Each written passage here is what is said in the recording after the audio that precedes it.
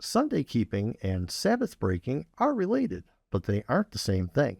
In today's study, you'll learn why from an article that was circulated among early Seventh-day Adventists. As a case in point, the Sabbath School Quarterly mentions that, quote, Adventists have sometimes shied away from resurrection morning because of the way it is misused to support Sunday sacredness, close quote. That's Sabbath School Quarterly Lesson, Saturday, September 21st, 2024. Some who feel this way might think that whatever is used to support Sunday is a potential threat to the Sabbath truth. But really, even if Sunday could be shown to be divinely appointed as a day of worship, this wouldn't show that the Sabbath has changed from Saturday to Sunday. Nor would it show that the command to keep the seventh-day Sabbath is no longer binding. Some reasons why this is the case are explained in an article called The True Issue, which James White published together with other articles on the Sabbath in 1851. The article says, quote, Let us then endeavor to state distinctly what is and what is not the issue between us and the observers of the first day of the week. 1. The issue is not whether the first day of the week was observed at a very early period by Christians. We admit that it was. We admit that its observance may be traced up to very near the borders of the apostolic age. Let him ransack his old musty volumes all the way backward, till he fancies that he can almost talk to the beloved disciple face to face. And what more can he find? Verily nothing. Close quote. The Bible Sabbath, page 45, paragraph 3. So there is evidence that the early Christians observed the first day of the week, but there is no evidence of this weekly observance in the days of the apostles. The article continues, quote, But when you have got this admission from us, then we have another question to ask. How? Don't dodge the question. How was the day observed by the early Christians? We admit the observance of it, but that's not the issue. The issue respects the manner of observing it. You, if you are consistent, will say that the early Christians observed it not only by public worship, but by abstaining from labor. We, on the other hand, deny that they abstained from labor. We admit that they held public worship, but, we repeat it, we deny that they abstained from labor. We deny that they regarded it as a Sabbath, resting according to the commandment. Now, with the issue thus fairly stated, we put the laboring oar into your hands and challenge you to prove your position. Bring proof, if you can, that the early Christians regarded the first day of the week as anything else than a religious festival, between which and a Sabbath there is a very important difference, the latter requiring abstinence from labor, the former merely requiring public worship in honor of the event commemorated, and allowing the remainder of the day to be spent in labor or amusement. Close quote, the Bible Sabbath, page 45, paragraph 4. So although many post-apostolic period Christians did keep the first day of the week as a religious festival, unique to that day of the week, it was in no way kept as a Sabbath, a day that required abstinence from labor. This fact makes the earliness of Sunday keeping among Christians moot as an argument against the ongoing legitimacy of the Seventh-day Sabbath. Sunday wasn't even originally kept as a Sabbath, which means it couldn't have served as a rival for the Seventh-day Sabbath. The article then goes on to point out that these first day of the week festivals held by the early Christians were not ordained by Christ, nor does the New Testament furnish an inspired example of such a festival. The article addresses the fact that for every place in the New Testament that mentions the first day of the week, there is a context given for mentioning that it does not imply any sort of festival associated with it. The article then says, quote, No exception can be made to this unless in regard to 1 Corinthians 16:2, close quote. So let's take a look at this scripture. It reads, quote, Now concerning the collection for the saints, as I commanded the assemblies of Galatia, you do likewise. On the first day of every week, let each one of you save as he may prosper, that no collections are made when I come. Close quote. Again, that's 1 Corinthians 16, 1-2.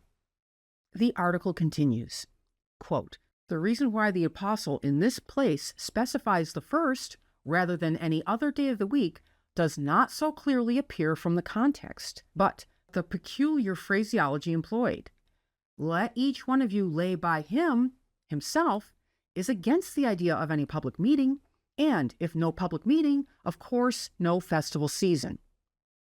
As every allusion to the first day of the week is sufficiently explained by other circumstances noticed in the context, the inferential proof of its festival character is thereby destroyed. As for clear positive proof of it, such as express precept or command, no person of modesty pretends it. Still less is there any proof of its sabbatic character. Close quote. The Bible Sabbath, page 46, paragraph 1. So the article is pointing out that 1 Corinthians 16:2 doesn't say anything about gathering for a religious festival on the first day of the week. In fact, what it says is contrary to such an interpretation, since it counsels each person to lay aside money individually on the first day of the week, which nullifies the idea that this was to be done as part of an assembly. The article also points out that there's no proof in the New Testament that Sunday should be kept as a Sabbath, and there's no command to keep Sunday in any regard. The best people can offer is inference, but even this, as we've just seen, falls apart. The next issue addressed in the article is the question, is the institution of the Sabbath separable from the particular day to be observed? It reads, quote, another point wherein we are necessarily at issue with great numbers of Christians is whether the institution of the Sabbath is separable from the particular day to be observed. They affirm, we deny. We maintain that God's blessing and sanctifying a particular day is the very thing in which the institution consists. To render this plain matter yet more plain, we invite close attention to the wording in the fourth commandment, premising, however, that the word Sabbath is not translated from a Hebrew word, but is the Hebrew word itself anglicized, just as baptism is an anglicized Greek word. The proper translation of the word is rest. Now let the word rest be substituted for Sabbath, and how clear it becomes. Close quote. That's again the Bible Sabbath, page 46, paragraph 2. So the article contends that you cannot separate the day from the Sabbath institution. The day and the institution are inherently tied to each other. One thing that the article says that would make this easier to see is to substitute the word rest for the word Sabbath in our English translations of Exodus 20. The article points out that the word Sabbath isn't a translation of a Hebrew word. Instead, it's an anglicized version of a Hebrew word, the word Shabbat. This process of rendering the pronunciation of a word from one language to another is called transliteration. This is distinct from translation, which is the process of rendering the meaning of a word from one language to another. As a side note, the word Sabbath isn't a perfect transliteration of the Hebrew word Shabbat. Since English didn't get it directly from Hebrew, it came through several other languages before getting to English, and certain sound changes happened along the way. But here's the important thing. Transliterated words don't originally have a meaning in the language that they're transliterated into. So what can happen, and indeed tends to happen, is that the transliterated word ends up taking on a new life of meaning that can be far from the original meaning of the word, which obviously can cause the original meaning of the author to be lost. As an example of the original meaning of a word being lost due to it being transliterated instead of translated, the article mentions the anglicized Greek word baptism. If this word was translated into English, it would be immerse or submerge.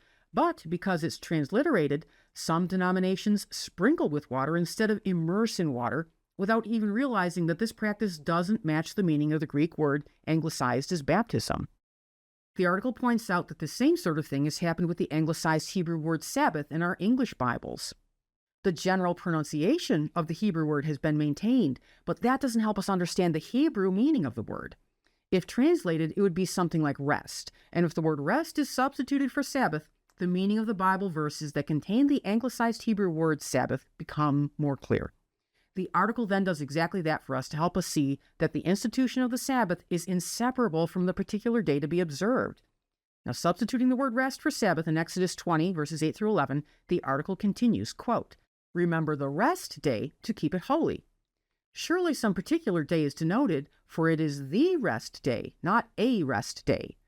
6 days shalt thou labor and do all thy work, but the seventh day is the rest of the Lord thy God.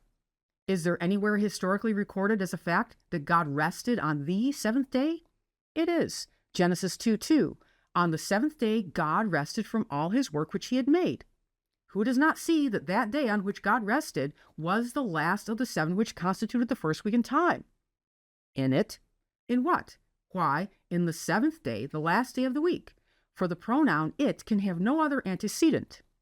Thou shalt not do any work, thou, nor thy son, nor thy daughter, nor thy manservant, nor thy maidservant, nor thy cattle, nor the stranger that is within thy gates. Why must no work be done on that particular day, the 7th or last day of the week? The reason follows. For in 6 days the Lord made heaven and earth, the sea, and all that is in them, and rested on the 7th day, as the record in Genesis 2:2 proves. See also Hebrews 4:4. Wherefore the Lord blessed the rest day and sanctified it.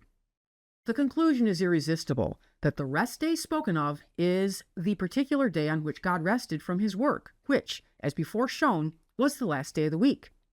That very day, and no other, God blessed and sanctified. The only reason assigned why he sanctified it is because that in it he had rested from all his work which God created and made, Genesis 2:3. The rest day, then, which we are required to observe, is the rest of the Lord thy God, which does not mean the rest which the Lord thy God has appointed, though it is true that he has appointed it, nor does it mean a rest which becomes the Lord's by reason of our appropriating it to him, but the rest of the Lord thy God means the rest which the Lord thy God observed. Close quote, the Bible Sabbath, page 47, paragraphs 1-2. The point the article is making is that if we read the 4th commandment in Exodus 20 in its full Hebrew context and meaning, we would understand that the 7th day of the week is the rest day of the Lord thy God. It's the day God himself rested on. Genesis 2:2 and Hebrews 4:4 say the same thing. The word Sabbath doesn't have its own independent meaning in English, so someone could apply it to pretty much anything, and it might seem plausible. But to refer to God's rest day is more specific. He didn't rest on Sunday or Monday or any other day of the week. He only rested on the 7th day, making it clear that this day and no other can be his rest day, his Sabbath day. Furthermore, the article points out that the definite article the is modifying the word rest day in Exodus 28. This scripture doesn't say a rest day, which could refer to any of the days of the week, but the rest day. The definite article the makes clear that it is referring to a particular day, not just one day in 7. And the particular day the text specifies is the 7th. The pronoun it in the part of Exodus 20 that says, in it thou shalt not do any work, has as its only possible antecedent the 7th day, which again eliminates any possibility of it, the day you abstain from labor, being anything other than, well, the 7th day. To rest on another day just wouldn't be resting on the rest of the Lord thy God, plain and simple. The article continues, quote, Now from all this we think it must be evident that whoever observes any other rest day than the 7th day of the week does not observe the rest, Sabbath, of the Lord thy God. He may, it is true, appropriate it to the Lord his God, and in that sense call it the Lord's, but it can by no means be called the rest of the Lord thy God in the sense of that expression in the 4th commandment. Hence, irresistible is our conviction that he does not obey the commandment. O brother Christian, why will you persist in maintaining that your Sunday keeping is an act of obedience to the law of the Sabbath? Close quote, the Bible Sabbath, page 47, paragraph 3. So although Sunday sacredness isn't supported in Scripture, people often don't realize that even if someone could establish Sunday sacredness, this wouldn't be sufficient to show that the Sabbath was changed or that the 4th commandment no longer needs to be kept. Again, even if Sunday were sacred, this wouldn't make it a Sabbath, and certainly not the Sabbath. And even if Sunday were a divinely appointed worship day, this wouldn't mean the Sabbath of the 4th commandment. The 7th day is no longer binding. All things considered, Sunday keeping just doesn't warrant changing the 7th-day Sabbath.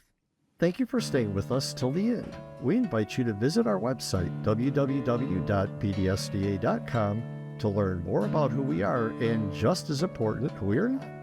Please join us as we will continue to offer new and interesting insights for your Sabbath School studies. And if you want to keep up with our new studies as they're published, we recommend subscribing. We're on YouTube, Apple Podcasts, Spotify, and on plenty of other podcast apps. Links for subscribing are in the description. From Ed and me, many blessings.